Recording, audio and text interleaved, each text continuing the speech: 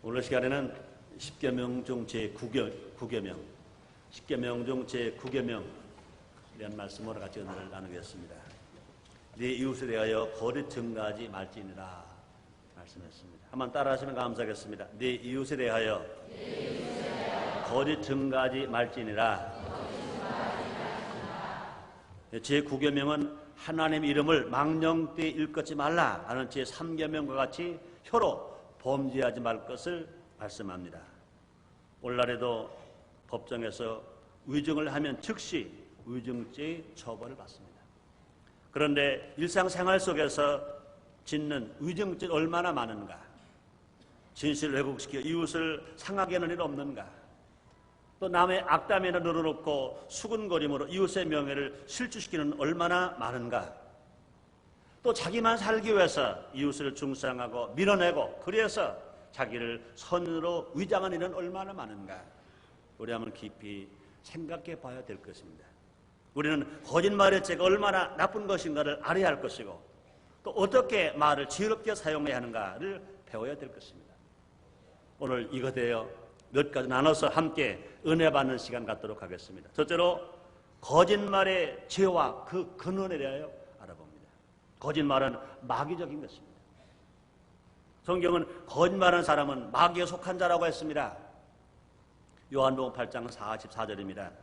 너희는 너희 아비 마귀에게 났으니 너희 아비의 욕심을 너희도 행하고자 하느니라.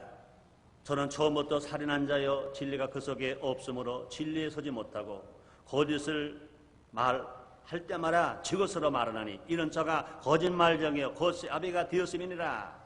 이렇게 말씀했습니다. 사탄은 하나님 앞에서 우리를 참선한 자입니다. 그는 우리 앞에 아주 견디기 힘들고 고통의 돛을 놓아서 하나님을 원망하게 만들고 넘어지고 쓰러지도록 우리에게 아픔을 줍니다. 요한계시록 12장 9절입니다. 큰 용이 쫓겨나기에 옛 뱀 곧 마귀라고도 하고 사탄이라고도 하는 온 천하를 깨는 자라. 땅으로 쫓겨내기 땅으로 내어 쫓기니 그의 사저들도 함께 저와 함께 내어 쫓기니라. 이렇게 말씀했습니다. 그러므로 거짓말은 심각한 죄인 것입니다. 우리가 살인죄, 거짓말하는 죄와 같은 것입니다. 우리가 도둑질하는 죄, 강도하는 것만 죄가 아니라 거짓말도 분명히 죄인 것입니다. 이것을 행하는 사람은 마귀와 함께 멸하게 될 것을 성경은 이렇게 말씀하십니다. 요한계시록 21장 8절입니다. 그러나 두려워하는 자들과 믿지 않은 자들과 흉악한 자들과 살인자들과 행음자들과 술객들과 우상 숭배자들과 모든 거짓말하는 자들은 불과 유황으로 탄 못에 참여하리. 이것이 둘째 사망이라 그랬습니다. 예수를 믿고 구원받은 사람들은 하나님을 섬기고 하나님 말씀을 지키고 살아가는 사람들은 눈물 없고 애통 없는 영원한 천국, 예수님은 재림하실 그날 새하늘과 새 땅과 새 예루살렘에 올라갑니다.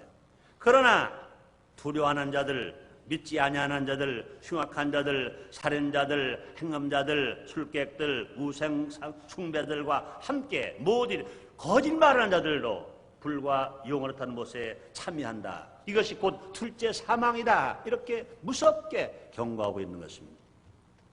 진리는 오직 하나님께로부터 오는 것인 것입니다. 진리는 하나님의 말씀인 것입니다. 이것은 죽음 대신 생명을 가져다 줍니다. 첫 아담과 하와가 범죄함으로 말미암아 그 죄값으로 멸망받아 죽게 되었습니다. 인생들은 먼저 태어나면서 죽기 위해 태어났고 태어나면서 지옥 가기 위해서 태어났습니다. 그러나 하나님의 사랑과 예수님의 은혜와 성령의 도우심으로 말미암아 예수 믿고 구원받은 우리들은 모두가 다 이제 새 생명을 얻습니다. 죽은 자가 아니라 산 자들인 것입니다. 지옥 갈 자가 아니라 천국 갈 자인 것입니다. 망할 자가 아니라 흥할 자인 것입니다. 요한복음 3장 16절에서 예수님 친히 말씀했습니다. 예수를 믿는 자 마라. 멸망하지 아니하고 영생을 얻게 하려 하심이니라 말씀했습니다. 사랑하는 성도님들이 예수를 정말로 믿으시면 아멘 하시 바랍니다. 그렇다면 우리 모두가 다 이제 망할 자가 아닙니다. 흥할 자인 것입니다. 영생을 누리고 복되게 살다가 주님이 오시라는 그날, 주님이 재림하시는 그날 눈물 슬픔 애통 없는 영원한 천국에 갈 자들인 것입니다.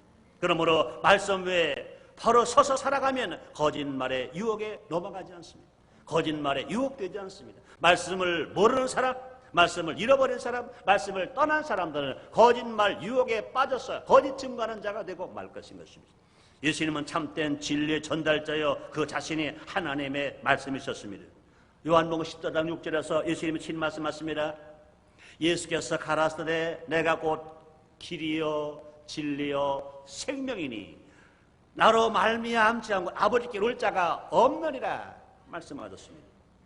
그러므로 제9계명에서 말하는 거짓 증거란 그건 무엇입니까?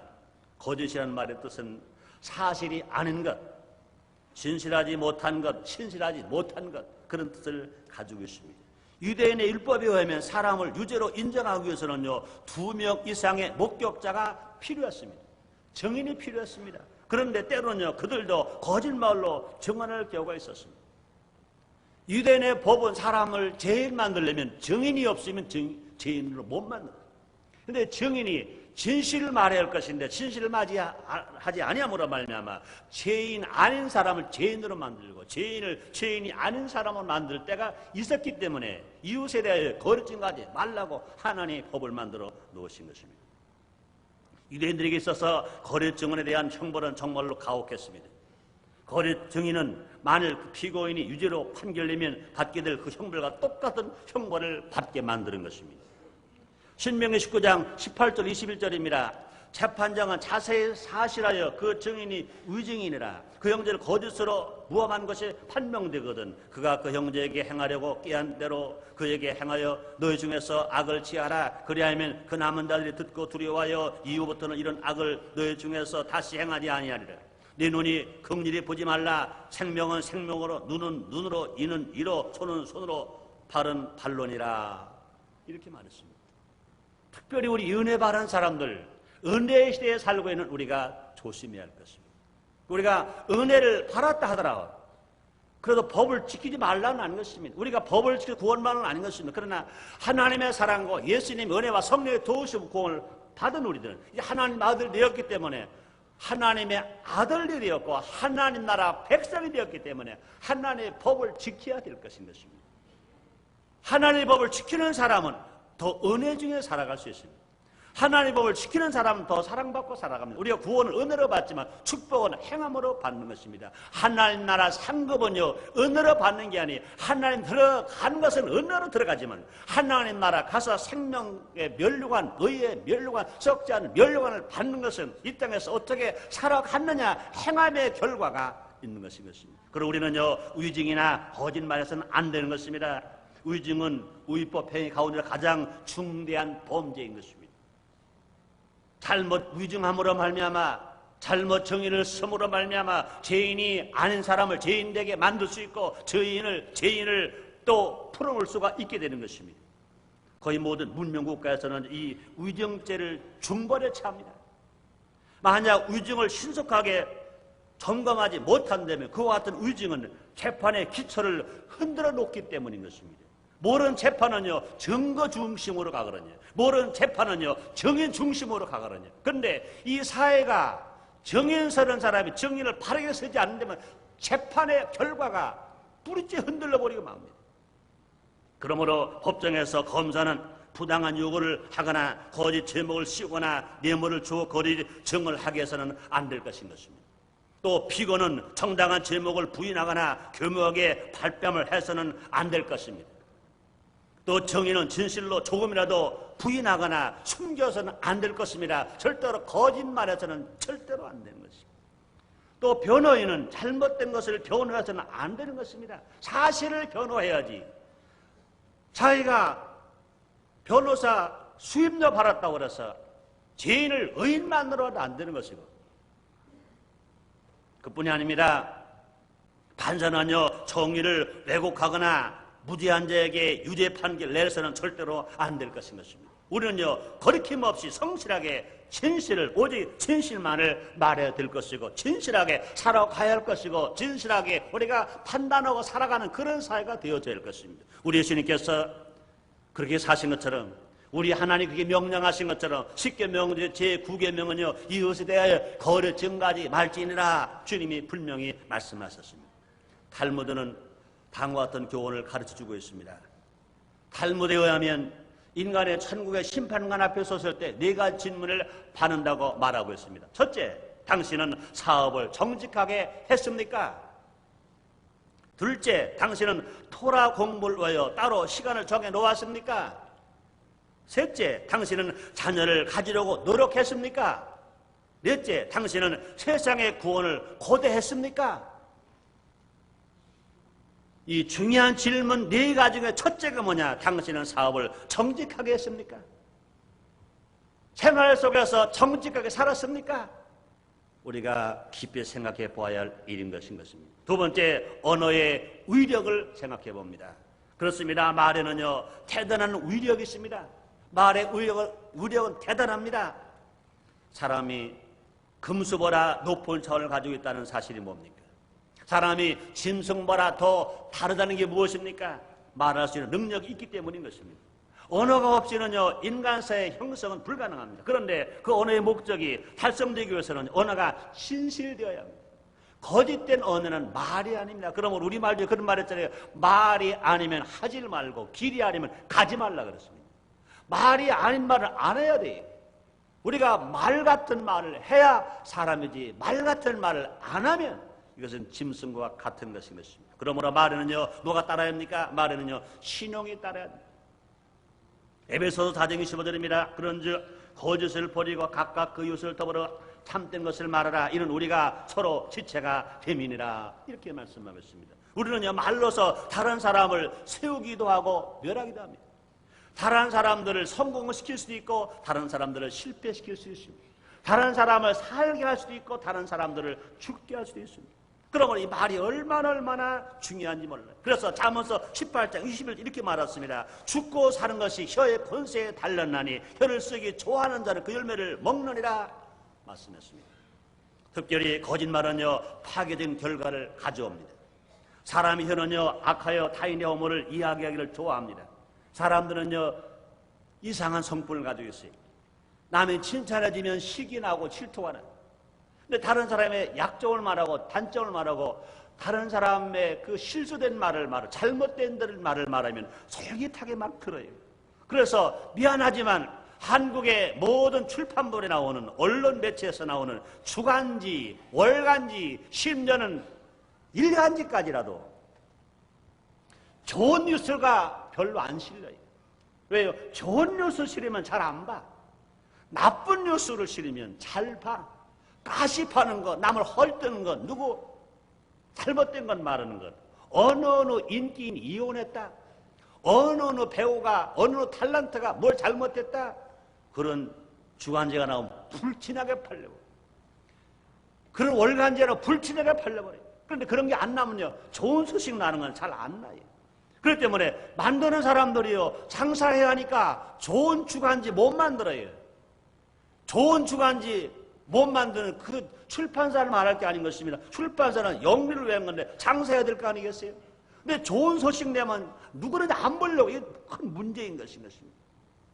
누가 타인을 시비할 때 입으로 사실을 과장하여 말하기 쉽습니다. 또 인간은요, 가끔 자신의 잘못을 보지 못하고 다른 사람의 단점만을 잡아내어 말하기가 참 쉽습니다. 자기 눈에 들보는 보지 못하고 남의 눈에 티는만 봅니다. 싼 사람이 견모른 사람 말한다는 것입니다. 묻은 개가 견모든 개를 나무란다는 것입니다. 그 뭐예요? 또에다가 이응한 거지.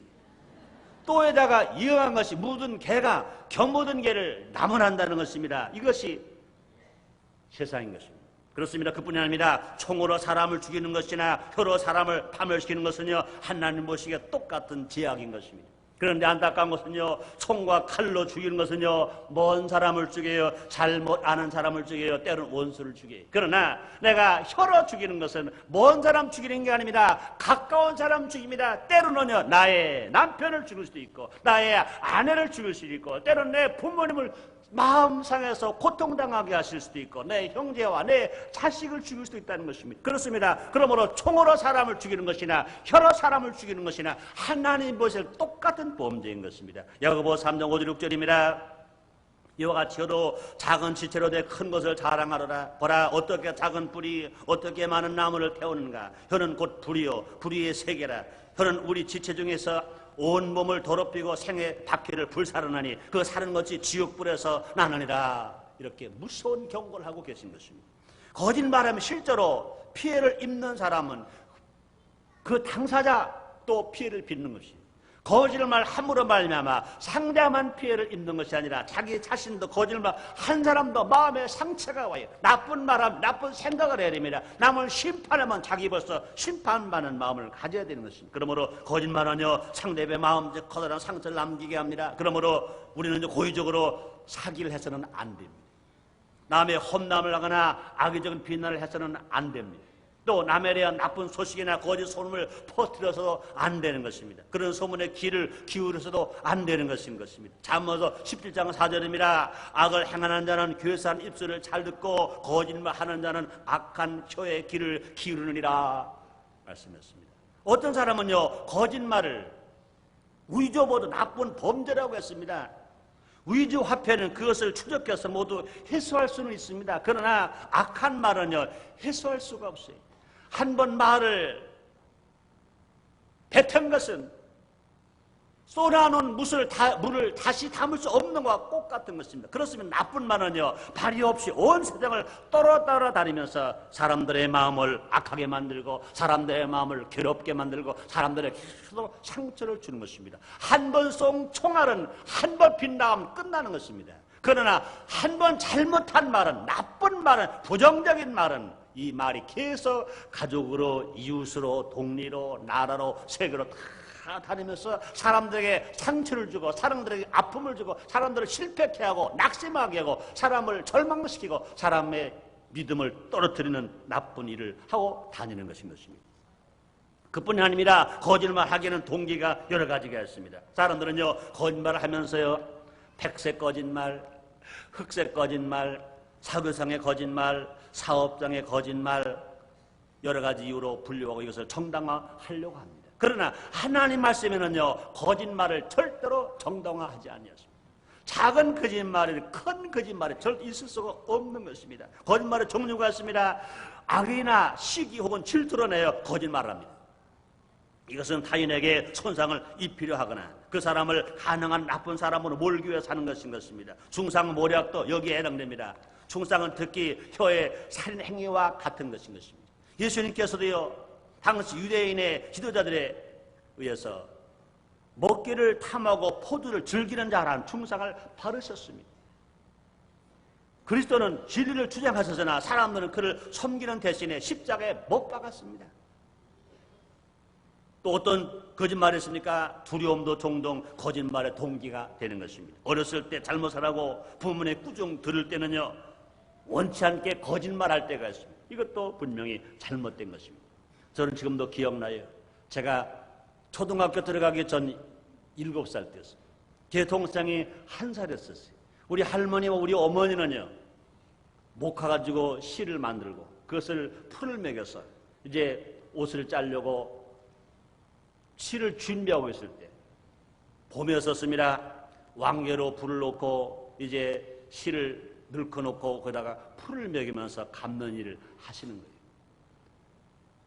그럴 때 저는 7살이었어요. 우리 할머니와 어머니가요 제 동생 1살 먹은 아이를 얼마나 잘 업혀줬는지 깡뚱하게 업혀줬어요. 뭐 날아갈 것 같아요. 그 정도면요 이제 1살밖에 안 먹은 아이니까 없고 얼마나 다닐 수 있을 것 같아요. 친구랑 놀다가 친구 형들이 한 3km나 되는데 칡뿌리 캐러 가는 겁니다. 나도 삽을 들고 칡뿌리 캐러 갔어요. 갈 때는 신나게 갔어요. 근데 이제 7살 먹은 놈이 칡뿌리 캐려니까 칡을 잘 캐지겠어요? 막 땀이 막 나는 겁니다. 동생을 업고는요 칡뿌리를 못 캐겠더라고요. 이제 지금 따뜻한 봄이었으니까 이제 단디 위에다가 동생을 내려놨어요. 그리고 칡뿌리를 막 캐는데 나는요 반도 못 캐는데 친구 형과 친구는 가자 그러는 거예요. 그 먼 길은요 혼자 올 수 없잖아요. 그래 가자 그래서 없는데 할머니와 어머니 업을 때는 깡통같이 헐엎어지는데 내가 업을 나니까 아무리 허리띠를 메고 또 힘을 들어도 깡통에 매질 않아요. 맨동 많은 동에 가서 삽을 들고 걸어서 오는 것입니다. 날씨가 얼마나 따뜻하니까 땀이 막 나는 거예요. 힘이 들죠. 배는 고프죠. 지쳤죠. 꼭 맹건자 흘러져 내려가죠. 삽은 들었죠. 그러니까 더 올 수가 없어요. 나도 모르게 막 눈물이 막 났어요. 울고 왔어요. 근데 마치 우리 작은아버지가 집에 오셨다가 저를 보셨어요. 그래도 제가 그때 당시엔 6.25 사변 나기 전이니까 우리 할아버지가 구대가 독자시고요. 우리 아버지가 장남이시고 내가 장손이니까 사랑을 받았겠어요? 안 받았겠어요? 생각대로 왔어요. 그런데 작은아버지가 와가지고 야 누가 때렸어 그러더라고요. 차라리 왜 울어 그러면 될 건데 내가 누구한테 안 맞고 울름이 안 했나 보지요? 왜 울어 그랬으면 내가 힘들어 울어요 그럴 건데 누가 때렸어 그러더라고요. 아 거짓말할 기회가 왔구나 그랬어요. 엉겁게 손을 이름을 댄다는 것이 친구 형 이름을 댔어요. 그러니까 그게 거짓말이죠. 거짓말입니다. 그 작은아버지가 손살 같이 하는 거였어. 야 이놈아 내 동생 같은 아이 더더구나 애기 놓고는 왜 때렸어? 그래가지고 그 친구의 따귀를 한번 때렸어. 그래 나는 이제 지혜를 진 거예요. 그 다음부터는 그 형이 친구 형이 형 아닙니까? 형이 지나갈 적마다 나를 째려보는 거예요. 이거는. 그 다음에 초등학교 1학년 입학을 하게 됐어요. 그때는 1학년 입학이요. 가을이었었습니다. 입학 때 가서 이제 공부를 해야 되는데 그 형 만나면 이제 내가 되게 맞을 것 같아. 벌써 우리 작은아버지는 대전 사셨으니까 대전을 가셨지. 나는 이제 매를 형도 없고 누이도 없는데 매를 맞게 되었구나 생각하니까 큰일 났더라고요. 야 내가 백을 쓰자. 그래가지고 동굴이 집 앞에 큰 대추나무가 있었어요. 가을이니까 대추가 막 빨갛게 막 이었어요. 내가 대추를 따다가 그 형에 갖다 주고 내가 좀 죄를 좀 면하자. 그래가지고 대추를 따라갔다가 대추를 못 따고 그 자리에 뻥 떨어졌어요. 한 5m 되는 데 떨어졌으니까 이게 뭐 허리가 아프고 숨이 콱 매. 숨을 못 쉬게 숨을 못 쉬게. 우리 어머니가 와서 깜짝 놀라시고 들었다 놨다 야단 법석해가지고 그때 살았는데 결국은 대추 따지도 못하고 결과도 어떻게 했어요? 내가 순간 거짓말했다가 지금도 거짓말한 죄가 아직도 회개했는데 아직 남아있어 기억되고 있어요. 그렇지만 사람은요 두려울 때 종종 거짓말하는 것입니다. 그뿐이 아닙니다. 욕심이 일어나서 거짓말하기도 합니다. 속이 목적을 달성하기 위해서 진실을 아주 조금 과장하는 습관이 점점 확대되기 쉽습니다. 바늘 도둑이 토둑된다는 말이 있는 것입니다. 지나치게 과장하여 이야기하는 것도 욕심인 것입니다. 사업가에게는요 수익을 위해서 거짓말하는 것도 욕심인 것입니다. 실제로 수요자가 받을 수 있는 것 이상을 약속하는 것도 이것도 잘못된 욕심에서 나오는 것인 것입니다. 그뿐이 아니라 침묵을 함으로써 거짓말을 할 수도 있습니다. 사람들은 말합니다. 난 말 안 했어. 난 말 안 했어. 난 거짓말하지 않았단 말이야. 난 말하지 않았어. 그러나 여러분 분명히 잘못된 것은 침묵도 때로는 거짓말일 수 있는 것입니다. 침묵은요 승낙의 표시인 것입니다. 때때로 우리는요 사실을 말하면 문제가 생길 것 같아서 입을 다무는 경우가 있습니다. 이것은 정말로 비겁한 것입니다. 이런 침묵은요 비겁한 자의 도피처예요. 이것도 분명히 잘못된 것입니다. 그러므로 예수를 믿고 구원받은 사람, 은혜 받은 사람들은요 진리를 말해야 돼요. 아닌 것은 아니다 말해야 되고요. 사실은 사실이다 말해줘야 돼요. 그것이 우리에게 꼭 필요한 것입니다. 특별히 우리가 사는 이 사회가 이게 필요한 것인 것입니다. 뿐만 아니라 우리는 때로 자신에게 거짓말을 합니다. 자기 자신에게 정직하게 어쩌면 이 세상에서 가장 어려운 일인지도 모르는 것입니다. 그래서 하나님께 거짓말할 수도 있습니다. 사실은요 자신의 목적을 구하면서도 하나님 뜻을 구하는 체하거나 자기 행동의 진정한 동기를 숨김으로써 하나님께 거짓말할 수도 있는 것인 것입니다. 잠언서 6장 16절로 19절입니다. 여호와의 미워하시는 것 그 마음에 싫어하는 것이 6, 7가지니 곧 교만한 눈과 거짓된 혀와 무지한 자의 피를 흘리는 손과 악한 기교를 꾀하는 마음과 빨리 악으로 달려가는 발과 거짓을 말하는 망령된 증인과 및 형제의 사이를 이간을 자니라 말씀했습니다. 하나님 미워하시는 죄가 7가지가 있는데 그것이 무엇이냐? 첫째가 교만한 눈, 거짓된 혀, 무지한 자의 피를 흘리는 손, 악한 계기를 꾀하는 마음, 빨리 악으로 달려가는 발, 거짓을 말하는 망령된 증인 및 형제 사이를 이간하는 자 모두가 다 하나님이 싫어하는 것 7가지나 말했습니다. 세 번째입니다. 이제 마지막으로 결론 부분입니다. 축복의 말이 있습니다. 성도들은요 축복의 말을 해야 됩니다. 축복의 말은요 축복의 열매를 가져오는 것입니다. 우리가 축복의 말을 하고 사랑의 말을 하고 긍정적인 말을 하면 우리 모두가 그 축복을 가지고 복된 삶으로 살아갈 수가 있는 것입니다. 우리는 산울림의 법칙을 합니다. 상대방을 욕하면요 산울림이 욕으로 돌아와요. 상대방을 칭찬하면요 그 칭찬 나에게 돌아오는 것입니다. 예를 들어서 홍길동아 나쁘다 그러면 산울림은요 홍길동은 내게 안 들려요. 왜요? 들려오는 시간이기 때문에. 뭐가 들려옵니까? 나쁘다 하고 들려와요. 홍길동아 참 좋다 그러면요 참 좋다 하고 들어와요. 난 너를 사랑한다 그러면요 사랑한다 하고 들려와요. 산울림의 법칙인 것입니다. 그렇습니다. 그러므로 우리요 혀를 잘 사용하면 축복의 도구가 될 수가 있는 것인 것입니다. 잠언 16장 24절입니다. 선한 말은 꿀송이 같아서 마음에 달고 뼈에 양약이 되느니라. 한번 따라 하시겠습니다. 선한 말은 꿀송이 같아서 마음에 달고 양약이 되느니라. 우리 성도님들 몸 건강하시기 위하여 치료받기 치료제만 잡수는 것이 아니라 몸 보약을 하시기 위하여 몸 보약을 많이 잡수실 거예요. 근데 아무리 보약을 많이 잡수시더라도 내 말이 악하게 나가면 다른 사람을 시기하고 질투하고 위증하고 나쁜 말하면 돌아오는 것은 모두가 다 나쁜 거면 돌아와요. 아무리 좋은 보약을 비싸게 잡수 소용이 없어요. 중요한 건 뭐냐? 보약을 잡수는 것보다 더 중요한 것입니다. 우리가 선한 말을 말하면 선한 말은 꿀송이 같아서 내 마음에도 달고 내 몸에도 양약이 되느니라. 뼈에도 양약이 되느니라. 주님 말씀했습니다. 그러므로 사랑 성도님들이 우리 모두 알아 날마다 남을 칭찬해주는 말, 격려해주는 말, 사랑해주는 말, 정말로 푹 뚫어주는 말, 축복해주는 말을 함으로 말미암아 마음이 꿀송이처럼 달고 양약이 되어서 마음도 평안할 뿐만 아니라 다 육신이 건강한 삶을 살아가는 여러분 되시기를 주님 이름으로 축원합니다. 작은 불꽃 속에는 무서운 힘이 있습니다. 작은 성냥개비에서 시작된 불이 무섭게 타오르는 큰 불로 변할 수가 있는 것인 것입니다. 우리는 많은 걸 보았어요. 그러나 그 불을 잘 조절하면 우리 삶에 큰 유익을 줍니다. 우리는 불로 요리를 합니다. 또 집을 따뜻하게 합니다. 뿐만 아닙니다. 불은요 축축과 음산한 날씨에 온기를 가져다 줍니다. 그렇습니다. 자제력을 상실한 언사는 커다란 재앙을 불러일으키지만 마찬가지입니다. 하나님의 사랑으로 잘 조절된 마음에서 나오는 말은 지혜와 평안을 주고 다른 사람을 치료시킬 수 있으며 다른 사람들을 살릴 수 있을 뿐만 아니라 내 마음의 평화와 내 육신의 건강에 복된 삶을 우리가 살아갈 수가 있는 것입니다. 그러므로 잠언서 10장 11절 이렇게 말합니다. 의인의 입은 생명의 샘이라도 악인의 입은 독을 머금었느니라 말씀했습니다. 우리는 모든 거짓을 버리고 우리 이웃과 더불어 참된 말을 해야 될 것인 것입니다. 에베소서 5장 25절입니다. 그런즉 거짓을 버리고 각각 그 이웃으로 더불어 참된 말을 하라. 이는 우리가 서로 지체가 됨이니라 말씀했습니다. 그뿐이 아니라 우리 주님께서 10계명 중 제9계명에서 말씀하십니다. 네 이웃에 대하여 거짓 증거하지 말지니라 말씀했습니다. 그렇습니다. 우리의 말이 진실되어야 합니다.